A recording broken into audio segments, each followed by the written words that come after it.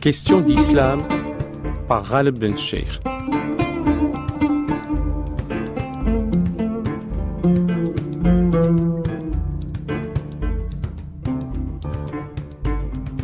Aujourd'hui, nous parlons de lumière, d'optique, de science, de physique aussi, avec le physicien Azzeddine Boudrioua. Bonjour. Bonjour. Bonjour, monsieur le professeur.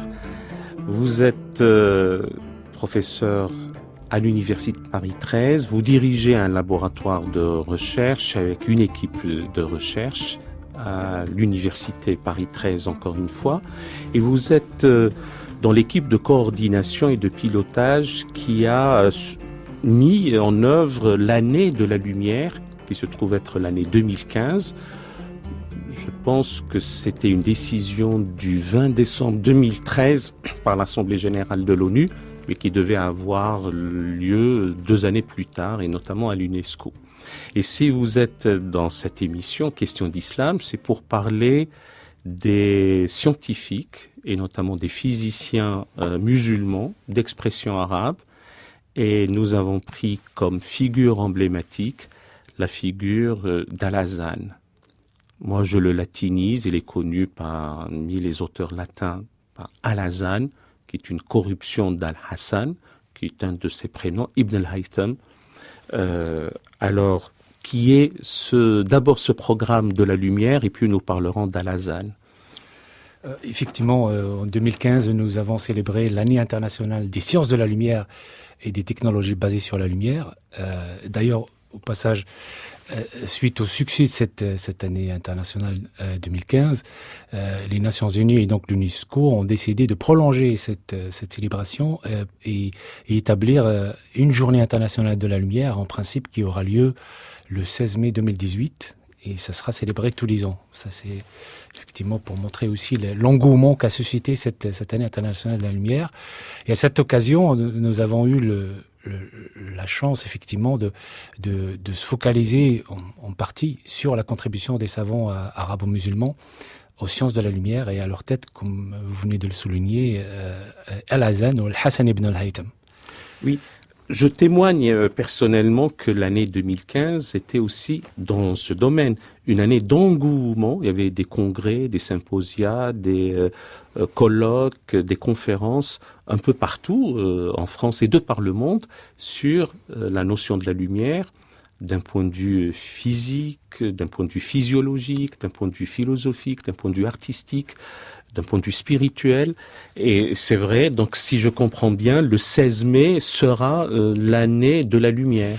Ça sera la journée internationale de la lumière. Pardon, la journée internationale de la lumière. En principe, c'est en cours de validation par l'Assemblée générale de l'UNESCO. Mais tout laisse penser à ce qu'effectivement ça sera le cas, et on l'espère. Et donc tous les ans, tous les 16 mai de chaque année, on célébrera la lumière dans toutes ses formes, y compris aussi l'aspect spirituel, philosophique. Alors revenons à Abu Ali al-Hassan ben al-Hassan ibn al-Haytham. J'ai dit tout à l'heure corrompu en latin par Al-Hasan. Certains disent Al-Hassan avec C, nous disons Al-Hasan avec Z. Alors qui est-il ?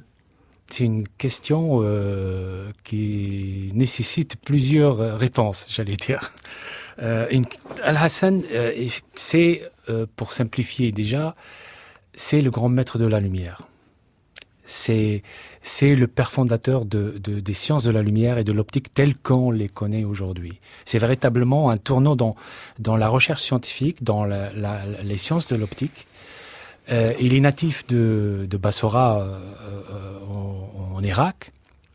En 965, effectivement.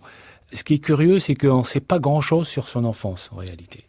Il y a très peu de choses qui sont connues sur son enfance et sa vie à Bassora. Par contre, on sait qu'il est parti en Égypte. Pardon, d'abord à Bagdad pour compléter sa formation, et après il ira au Caire. Effectivement, mais c'est une période qui est assez méconnue. Parce que, au passage, peut-être on en parlera tout à l'heure, que certains travaux révèlent qu'il existe 2 Ibn al-Haytham. D'accord. Dont Mohammed Ibn al-Haytham, qui lui a vécu à Bagdad. et qui a toujours vécu et resté à Bagdad. Par contre, Al-Hassan, lui, ce que les historiens ont établi avec certitude, c'est que effectivement, il est parti assez tôt au Caire et il a vécu au Caire jusqu'à sa mort au Caire. Très bien. Donc, il y a une méprise à propos de l'homonymie, puisque celui qui aurait vécu à Bagdad et qui serait venu au Caire, est-ce à la demande du calife fatimide à ce moment-là, ou simplement celui dont vous authentifiez en tout cas la présence relativement tôt au Caire et est resté sur place, et de ce point de vue-là, le calife n'a pas à demander sa venue puisqu'il est déjà in situ. En fait, il faut différencier effectivement les choses.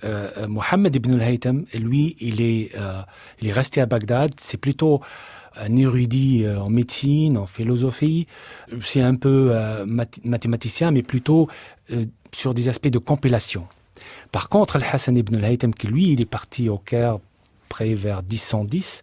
On est effectivement, comme vous venez de le dire, à l'époque du calife fatimide al-Hakim. Et par contre, il y a plusieurs légendes qui sont racontées sur son arrivée au Caire. L'une qui est racontée par Al-Qifti, qui est l'un des bibliographes de l'époque, sachant que Al-Qifti, c'est 2 siècles après Ibn al-Haytham. Il raconte qu'effectivement que la réputation d'Al-Hassan ibn al-Haytham était connue par les califes fatimides, et c'est le calife fatimide al-Hakim qui a demandé à Al-Hassan ibn al-Haytham de venir au Caire parce qu'il aurait entendu parler de ses compétences en matière de génie civil notamment, et c'est